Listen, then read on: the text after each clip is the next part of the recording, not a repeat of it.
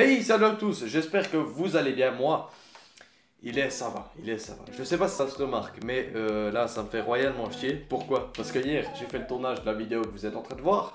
Ça m'a pris 1h30, 2h, quelque chose comme ça. Et juste après le tournage, j'ai commencé à trier certaines scènes. Et sans faire exprès, j'ai effacé la scène de ce début de vidéo. Voilà. Suite à ma vidéo perdre du poids, beaucoup de personnes, en vrai vous étiez 3, mais pour moi c'est beaucoup 3.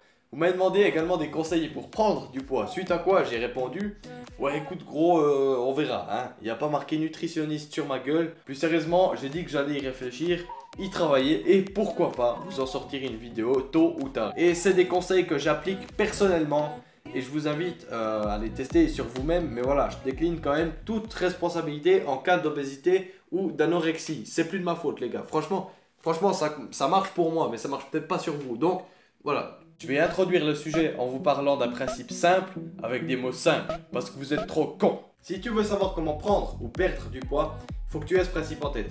C'est basique, c'est la base, t'as compris ça, t'as tout compris, c'est génial. C'est le surplus et le déficit de calories. Le surplus de calories, c'est quand tu consommes plus de calories que ce que tu n'en dépenses, et vice versa. Si t'as compris ça, t'es déjà plus malin que certains médecins et nutritionnistes. Ils proposent des régimes là, comme quoi il faudrait manger 4 pilules par jour, soi-disant miracle pour te faire perdre 5 kilos en une semaine, les résultats sont là, machin et tout. Non, pas des trucs genre sur internet, genre des vrais pubs qui passent à la radio, tu vois.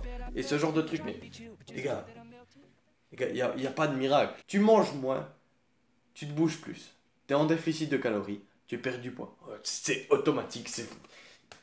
Au départ, fixe tes objectifs clairement. Alors attention, hein, ça c'est une image. Hein.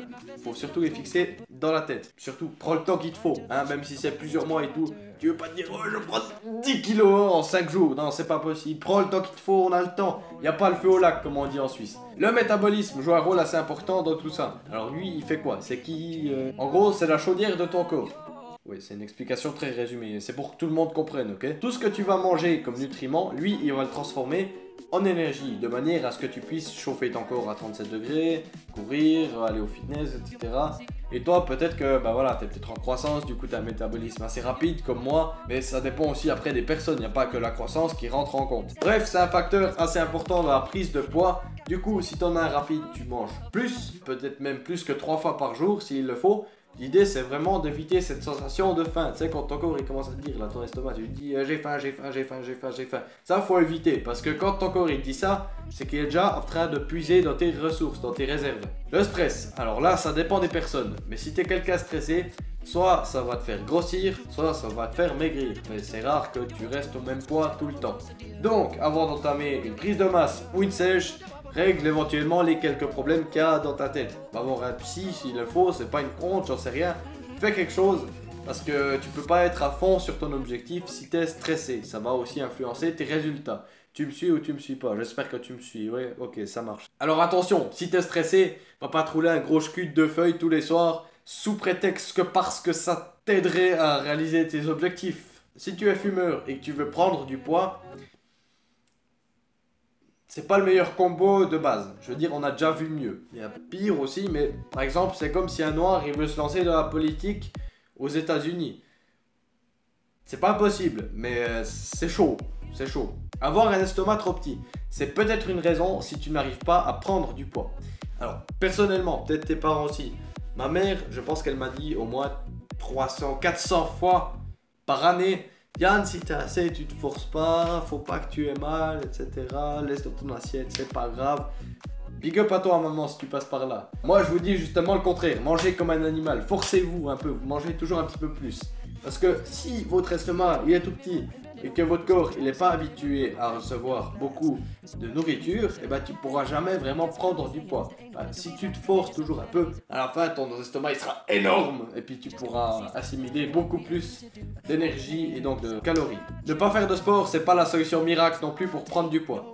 Je m'explique parce que c'est un petit peu contre-intuitif. Si tu fais pas de sport, ton corps il va jamais te demander un gros apport en énergie. Par contre, si tu vas au fitness, tu fais ta séance et juste après tu remanges, il n'y a aucun problème parce que tu vas regagner les calories que tu as perdues. L'argent, ça peut être aussi une contrainte. Soit tu te dis de la merde, je veux pas dépenser plus rien que pour me nourrir plus, ça va très bien comme ça, ou de la merde, j'ai pas les moyens. Mais c'est très facilement surmontable et cette fois-ci je vais te donner 2 conseils. Tu prends 2 cuillères à soupe d'huile d'olive par repas en plus de tes repas, hein, pas juste ça, parce que ce serait un petit peu con. Tu vois que du feu, ça passe tout seul.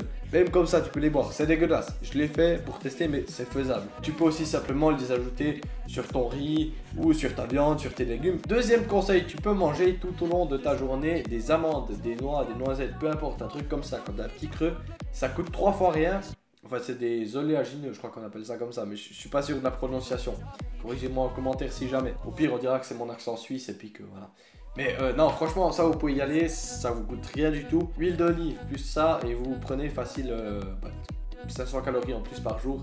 Et une fois de plus, vous y voyez rien du tout. La vidéo touche gentiment à ça. T'as compris? Toucher la vidéo. Elle touche gentiment à sa fin et du coup je vous invite à la partager et à vous abonner si elle vous a plu. Et j'aurais même une troisième faveur, ça fait comme ça 3. Troisième faveur à vous demander, ça serait d'éventuellement la liker si elle vous a plu. Parce qu'il paraît qu'en tant que youtubeur, quand on like les vidéos et tout, enfin quand vous likez les vidéos, nous youtubeurs on est mieux répertoriés sur YouTube, etc. On fait plus de vues, on fait plus de sous. Donc c'est cool, voilà, si vous pouvez le faire, c'est génial, merci. Je vous dis à très vite, portez-vous bien, ciao moi.